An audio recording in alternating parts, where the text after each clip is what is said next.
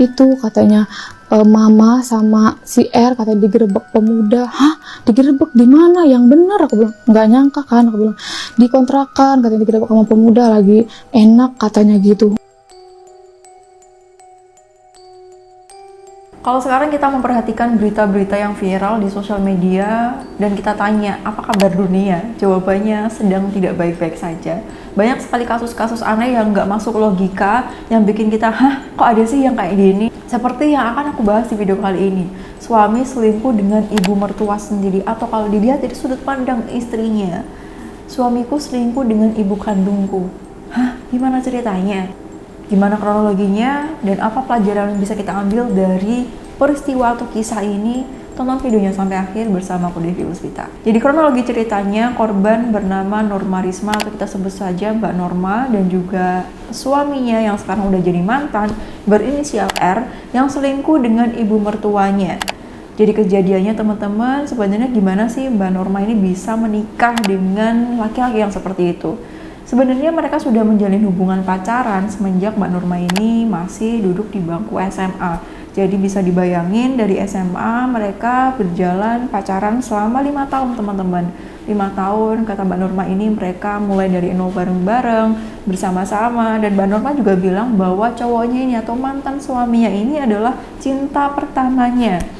Oke, kita dapat fakta seperti itu, cinta pertamanya. Jadi ya mungkin ya teman-teman karena merasa ini cinta pertamanya, dia merasa spesial dan sayang banget dengan mantan suaminya itu. Dan dalam masa pacaran itu ternyata Mbak Norma itu sudah dapat petunjuk luar biasa dari Allah ya teman-teman. Petunjuknya berupa apa? Jadi Mbak Norma ini pas ngecek HP mantan suaminya, dia lihat tuh ada chat antara mantan suaminya dengan ibunya yang isinya itu tidak seharusnya seperti itu, yang isinya nggak wajar. Namun di sini Mbak Norma masih mencoba untuk positive thinking, mungkin nggak mungkin lah, masa sama ini kayak gitu, seperti itu. Ya kemudian dia konfirmasi tuh sama mantan suaminya ini pada saat belum menikah ya. Dia konfirmasi, kemudian dari mantan suaminya itu bilang, enggak ini salah paham. Kemudian dia juga bilang kepada ibunya juga sama bilangnya ini salah paham aja.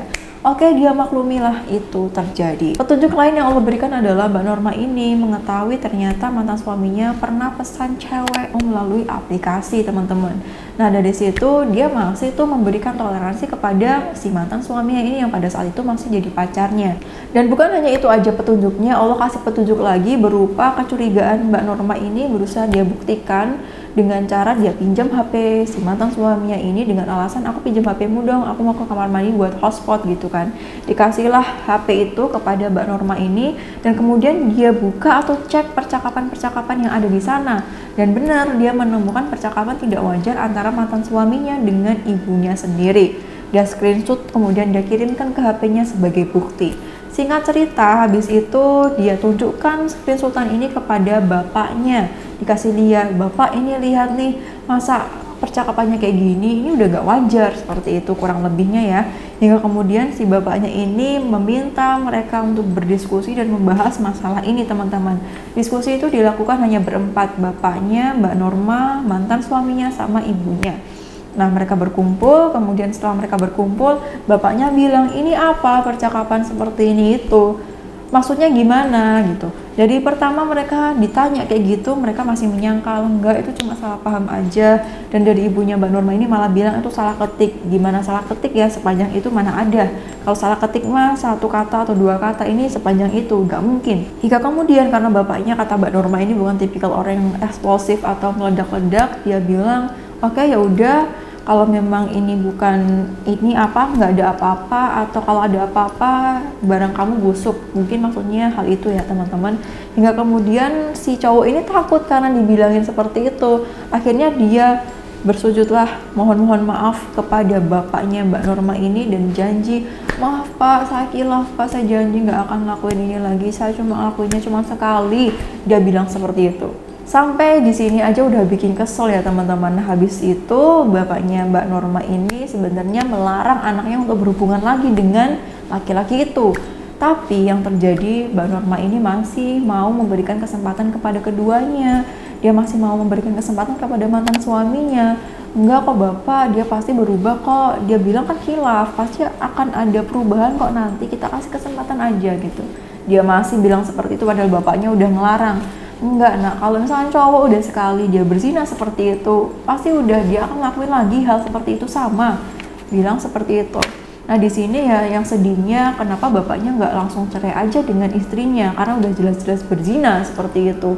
Berzina adalah salah satu alasan yang diperbolehkan untuk pasangan itu bercerai. Yang namanya pasangan suami istri, kalau pasangannya selingkuh seperti ini itu nggak apa-apa bercerai, daripada dibiarkan kemudian dia mengulangi kesalahan lagi sehingga menimbulkan hal buruk yang lebih parah lagi daripada itu. Dia bisa aja merasa aman karena tidak diceraikan, sehingga akhirnya apa, dia melakukan kesalahan itu lagi karena menganggap akan mendapatkan ampunan atau dimaafkan seperti itu. Nah di sini sayang sekali tidak diceraikan langsung ya pada saat itu, hingga kemudian karena bapaknya ini takut anaknya nanti stres kalau nggak diturutin nikah dengan laki-laki yang ya kamu bisa nilai sendiri seperti apa ini. Beberapa waktu kemudian mereka berdua malah menikah. Padahal Allah udah ngasih petunjuk beragam luar biasa seperti ini, tapi masih terabas aja, masih lanjut aja. Nah ini bahayanya ya teman-teman, ketika seseorang sudah bucin luar biasa, segala hal yang buruk ditampakkan di depan mata, sekalipun se-Indonesia mau mengingatkan, kalau dia nggak sadar itu susah banget.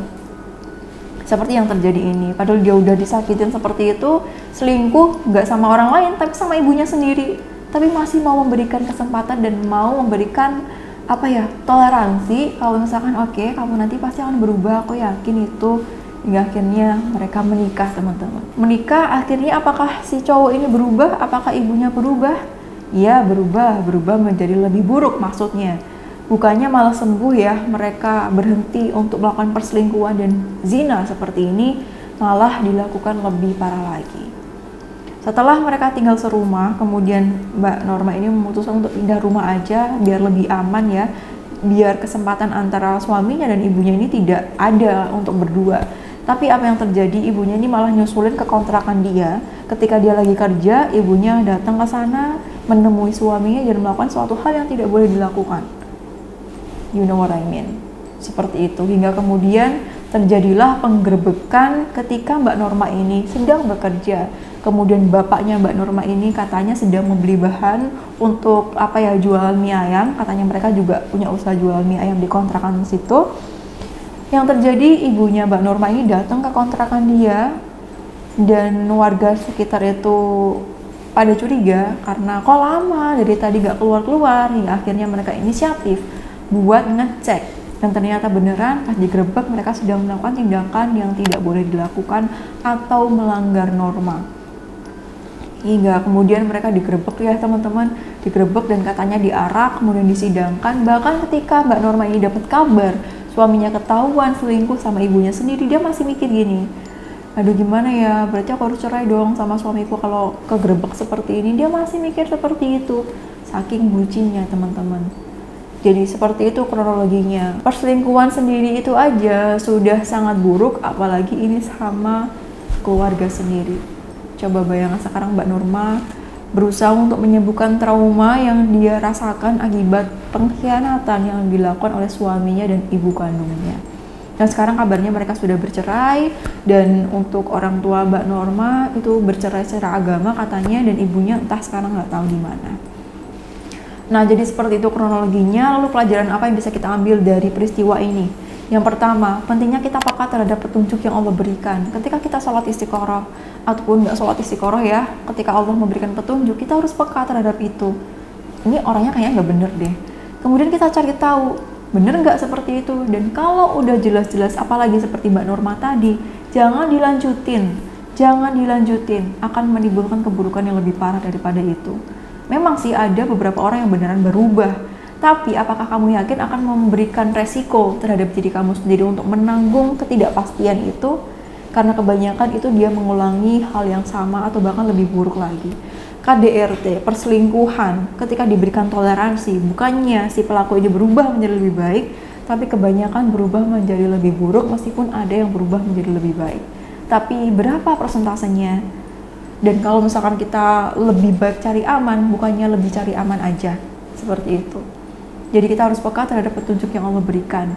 Dan ini pentingnya kita mendengarkan pendapat orang lain. Seperti konten sebelumnya juga aku bagikan ya teman-teman, ketika kita melakukan pendekatan atau ta'aruf dengan seseorang, kita bukan hanya menilai dia dengan cara sudut pandang kita aja. Kita minta pendapat orang yang objektif, yang amanah.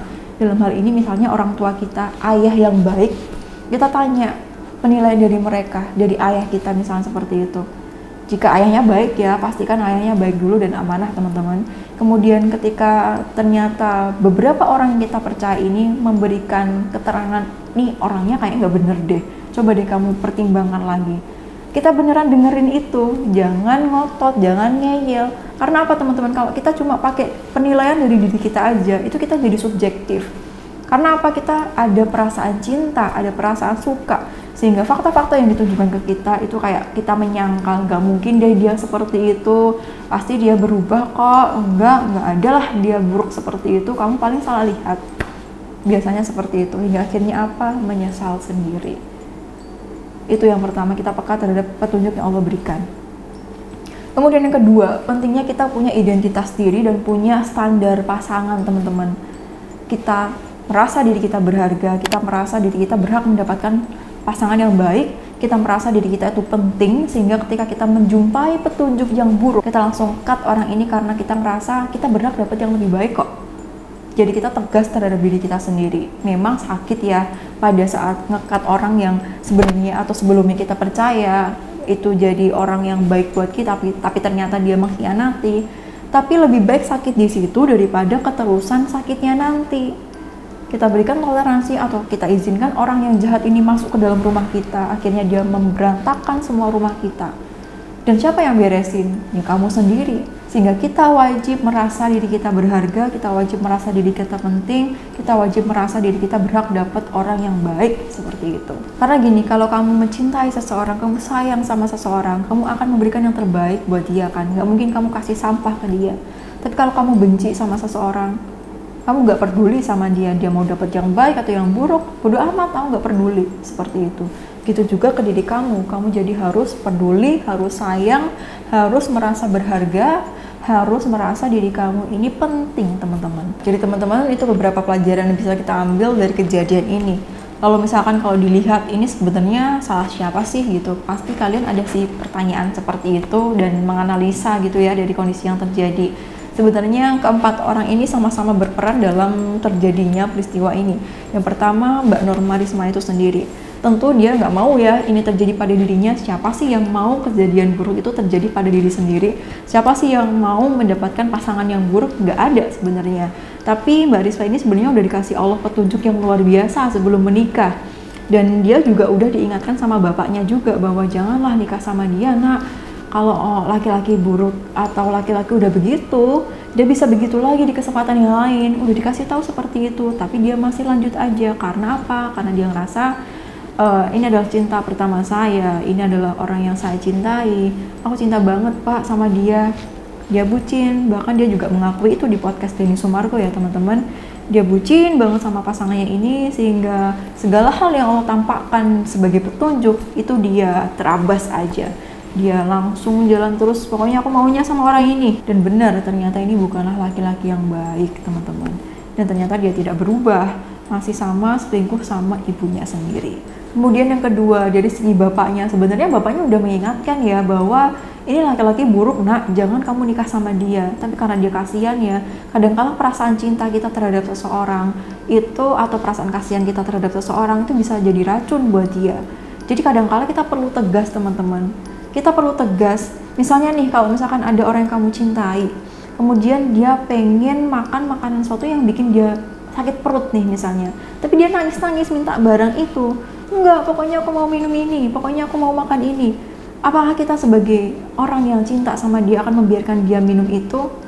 Seharusnya meskipun dia nangis, kita ambil ini minuman agar dia tidak keracunan.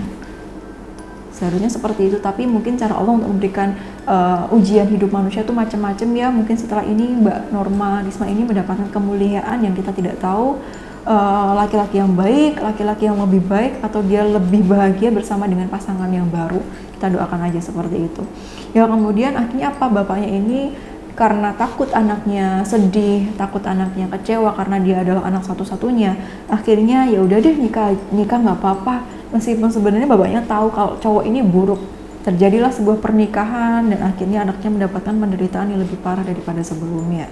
Kemudian yang ketiga, jelas ini yang salah adalah ibunya, teman-teman. Ibunya udah tahu itu sebuah hal yang buruk, ini nggak usah aku jelasin lagi, teman-teman udah tahu ya. Perbuatan yang tidak boleh dilakukan, tapi dia malah, mohon maaf, ganjen sama menantunya sendiri. Dia seharusnya tahu ya batasan apa yang tidak boleh dilewati, seperti ini, seperti itu, dan sebagainya. Tapi dia masih terabas aja untuk mengikuti nafsunya. Sebagai manusia yang bisa belajar, belajarlah untuk mengendalikan nafsu. Kita tahu mana nafsu yang buruk, yang tidak boleh diturutin, dan mana yang baik gitu ya, yang kita harus atasi agar dapat sesuatu yang bagus juga.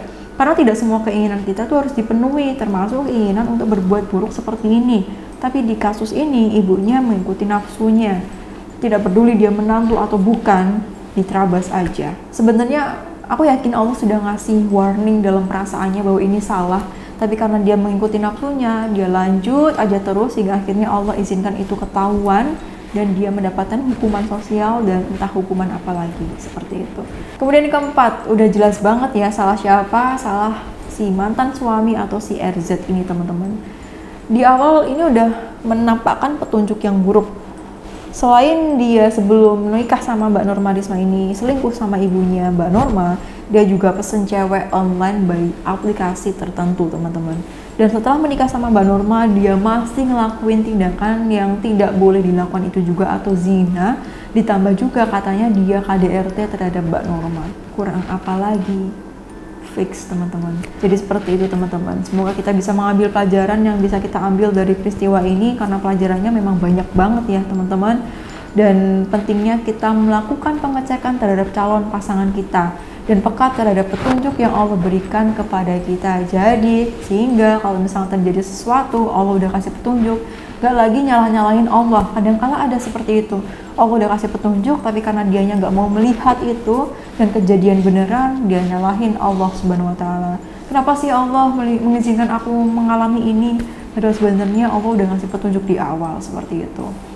Sampai jumpa di video selanjutnya. Jaga kesehatan kamu, jaga diri kamu, dan selalu berdoa untuk minta perlindungan sama Allah dari segala hal buruk apapun itu, dan mohon keselamatan ya.